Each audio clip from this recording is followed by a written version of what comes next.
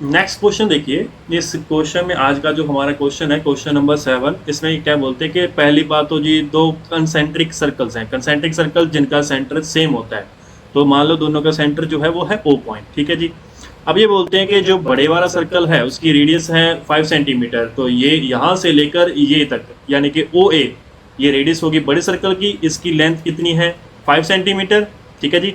इस पॉइंट को हम B मान लेते हैं, इसको मान लेते हैं C। तो जो छोटा सर्कल है यानी कि उसकी रेडियस यानी कि OB वो कितनी दी हुई है 3 सेंटीमीटर।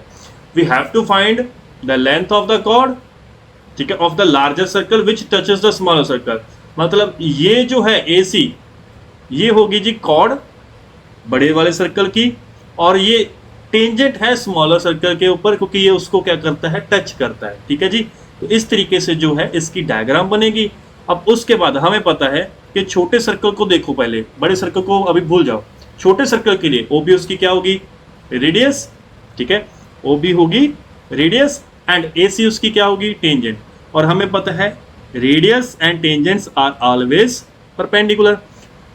अब 9th क्लास को याद करो, 9th क्लास में हमने एक थ्योरम पढ़ी थी। क्या थ्योरम थी वो, कि अगर हमारे पास एक सर्कल है, ठीक है, और उसकी एक कॉर्ड है, अगर सेंटर से हम उसके ऊपर परपेंडिकुलर ड्रॉ करते हैं तो वो कॉर्ड जो है वो बाइसेक्ट हो जाती है। मतलब ये वाली लेंथ और ये वाली लेंथ दोनों आपस इक्वल पार्ट्स में डिवाइड होगी। अगर ये लेंथ x है तो ये लेंथ भी कितनी होगी x ही होगी। तो हम मान लेते हैं कि लेट करो AB की लेंथ कितनी है x है, तो BC की लेंथ भी क्या होगी x। अब यहाँ पे जो है ये केस हमने कब लिया है, बड़े सर्कल को लेकर किया है।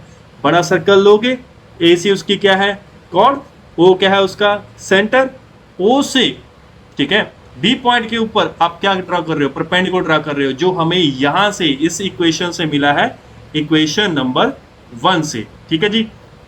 तो अगर दोनों परपेंडिकुलर मतलब सेंटर से हमने कॉर्ड के ऊपर परपेंडिकुलर ड्रॉ किया, इट मींस कि AB should be equal to BC, जिसको हमने कितना माना है x सेंटीमीटर। ये हमने खुद से माना है कि लेट करो वो x सेंटीमीटर है। अब ये देखो B एंगल आपका 90 डिग्री का हो गया, ठीक है। तो अगर मैं यहां पे ट्राइंगल लूं, ट्राइंगल AOB, ये वाला ट्राइंगल, ट्राइंगल AOB ये वाला ट्राइंगल, ये क्या है एक राइट एंगल ट्राइंगल है। अगर ये एक राइट एंगल ट्राइंगल है तो यहाँ पे पाइथागोरस थ्योरम लगेगी। पाइथागोरस थ्योरम क्या कहती है कि पाइथागोरस थ्योरम के अकॉर्डिंग x की वैल्यू कितनी आएगी, x should be equal to square root 5 square minus 3 square, क्योंकि 5 क्या है हाइपोटेन्यूज है और 3 क्या है परपेंडिकुलर, और बेस हमारा कितना है x। तो उस तरीके से मेरे पास क्या बनेगा, मेरे पास यहाँ पे आंसर आएगा 16 which is equal to 4 centimetre.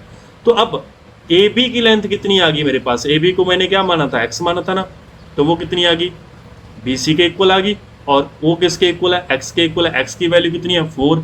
तो यानी कि मेरी AB 4 सेंटीमीटर आ गई और BC भी 4 सेंटीमीटर आ गई। लेकिन हमें क्या फाइंड करना था, we have to find out the length of the chord, ठीक है जी। तो कॉर्ड क्या है, कॉर्ड तो AC है, AC किसके इक्वल है AB और BC के सम के इक्वल।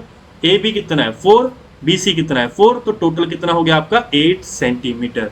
इस तरीके से जो है हम कॉर्ड निकालते हैं।